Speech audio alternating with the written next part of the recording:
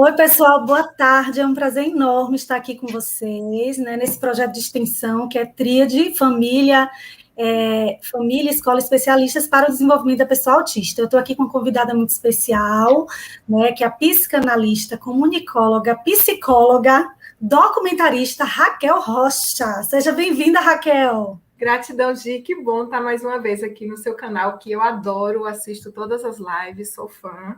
É uma honra estar aqui mais uma vez conversando com você sobre saúde mental. É importantíssimo, né, estar tendo esse bate-papo com Raquel. Raquel é uma pessoa que já trabalha com a saúde mental há um bom tempo, é especialista nessa área. Além de ser psicanalista, além de ser psicóloga, né, tem pacientes que apresentam as diversas dificuldades, as diversas condições, e ela vai iluminar aqui um pouquinho sobre o transtorno de personalidade narcisista, que é um tema que está na moda, né, digamos assim, porque as pessoas começaram a conhecer um pouco sobre o narcisismo, né? Só que a gente precisa entender sobre a questão para a gente poder dialogar, né? Não só escutando a partir do personagem que está na novela, ou só a partir de um vídeo que a gente viu no YouTube, assim, fazendo uma brincadeira ou algo assim, né?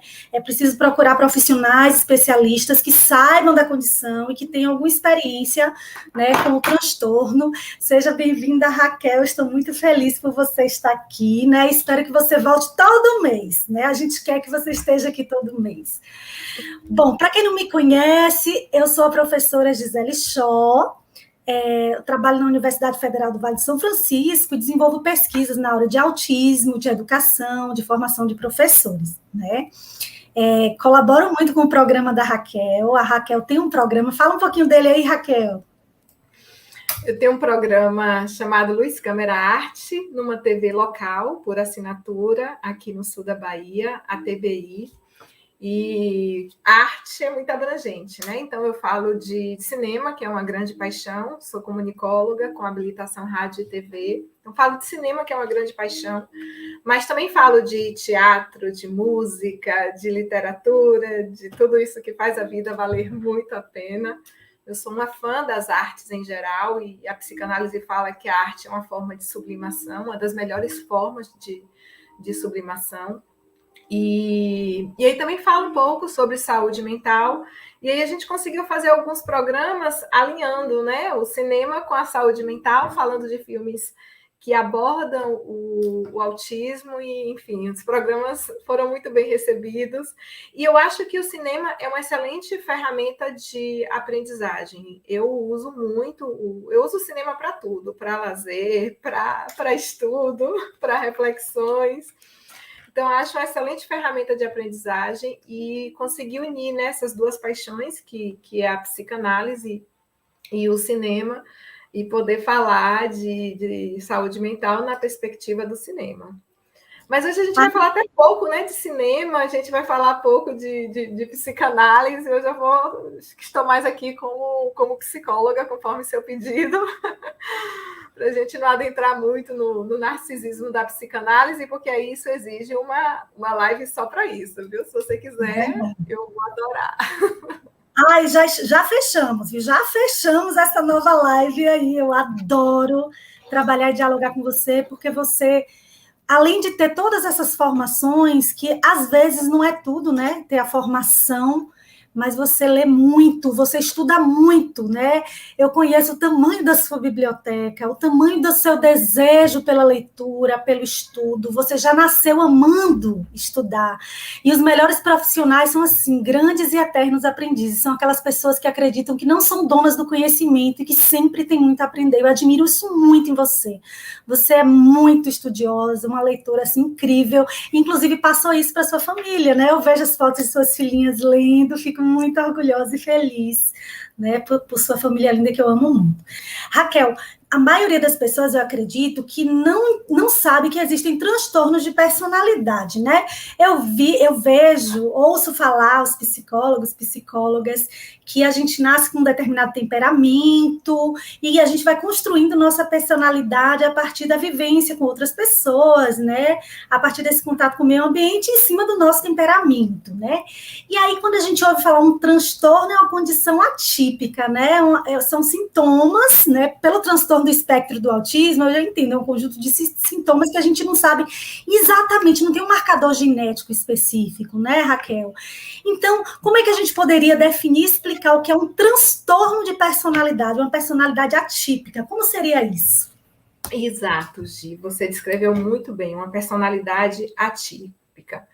É um padrão persistente. Persistente quer dizer que a gente não muda, a gente não oscila. Então, eu não sou narcisista durante um ano e depois eu deixo de ser narcisista. Ele é um padrão persistente e envolve tanto um sentimento interno, eu me considero dessa forma, quanto um comportamento. Eu ajo dessa forma. E esse padrão, como você disse muito bem, é atípico, porque ele se desvia da cultura ali, porque a gente tem que levar em conta também os padrões culturais. Algumas sociedades são mais reservadas, são mais contidas, outras são mais extrovertidas. Então, a gente tem que ver o que se desvia dessas expectativas da cultura do sujeito. Então, quando é um padrão persistente, atípico, aí a gente tem um transtorno de personalidade, que envolve assim a cognição, a forma como a gente percebe, a gente interpreta a si mesmo e as outras pessoas, envolve a afetividade, a nossa resposta emocional diante de determinadas situações, nosso funcionamento interpessoal, a forma como a gente se relaciona com os outros, a forma como a gente controla ou não controla nossos impulsos. Então, todos esses aspectos aí, eles fazem parte no momento que existe um diagnóstico de um transtorno de personalidade. Normalmente, os transtornos de personalidade começam a se manifestar na adolescência, início da fase adulta, e aí ele se mantém estável ao longo do tempo. São 10 transtornos de personalidade. Hoje nós vamos falar somente sobre o transtorno de personalidade narcisista.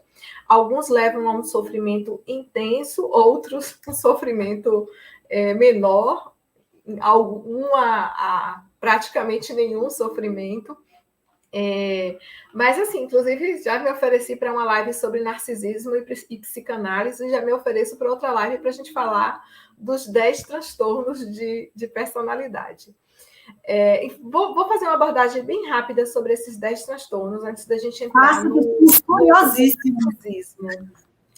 A gente tem dividido em grupos, inclusive, assim, eu acredito, a gente está no DSM-5, que é o manual muito utilizado para diagnóstico de transtornos mentais. Nós temos o CID-10, o DSM-5. Eu acredito que no DSM-6 a gente já não vai ter essa divisão tão marcadinha.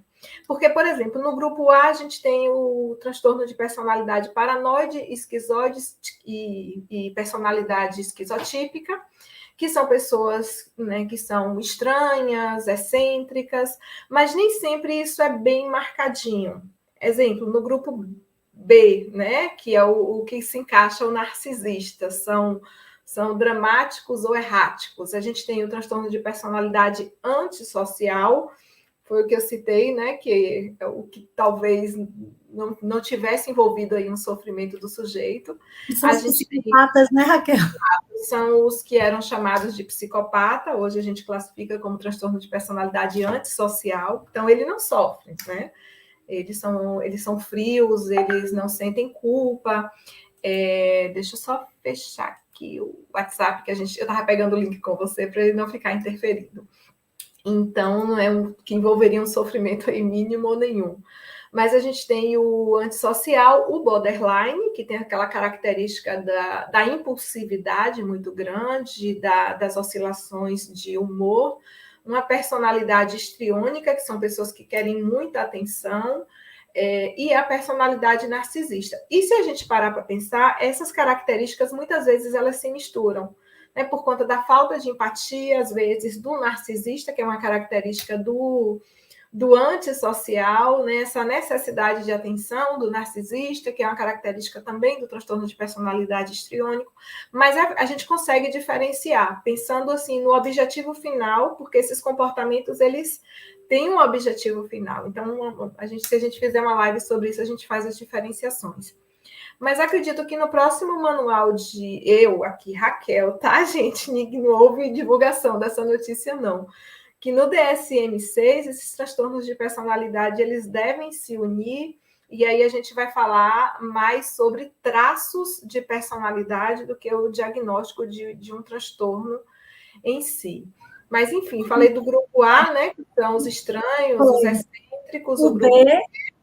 E o C, que envolve a ansiedade. A gente tem esses, assim, pela minha experiência, são os que mais sofrem. A gente tem um transtorno de personalidade evitativa, pessoas que usam muito comportamento de esquiva, ou transtorno de personalidade dependente e obsessivo-compulsiva. Acredito que são os que mais sofrem. Não que o sofrimento não esteja presente em outros transtornos, mas se a gente pensar enquanto grupo, o dependente, a evitativa e o obsessivo-compulsivo, eles sofrem muito. Enfim, então a gente tem 10 transtornos aí, mas hoje nós escolhemos o transtorno de personalidade, né, narcisista para essa live.